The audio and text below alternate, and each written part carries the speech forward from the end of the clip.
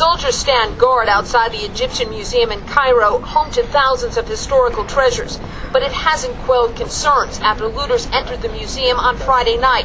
Thomas Campbell is director of the New York Metropolitan Museum, which has close ties to Egypt. Anyone who's had the privilege of visiting the museum will recognize it's one of the most significant collections in the world.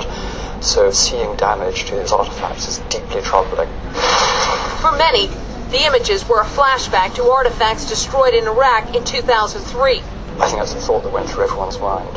But Campbell says the situation appears to be different than what happened in Iraq.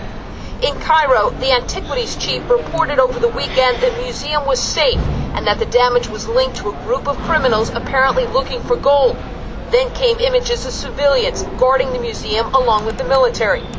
Egyptologists like Bob Breyer, who says he's visited the museum more than 100 times, are now trying to assess the damage. It's not just abstract objects. We know these pieces. We've stood in front of the cases and talked about them to our students, and now to see them lying on the floor smashed, it's horrible.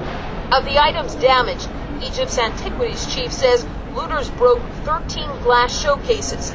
Among the artifacts damaged is a statue from King Tutankhamun's tomb, dating back more than 3,000 years. What are we looking at here? I'm pretty sure, I think I know what this is. This is another Tutankhamun object.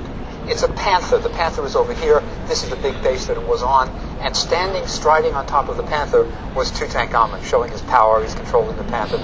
Despite fears for the safety of other museums and archaeological sites throughout Egypt, there is hope in seeing images of civilians protecting these treasures. It's extremely moving, and it symbolizes the great value that the Egyptian population place on their cultural heritage.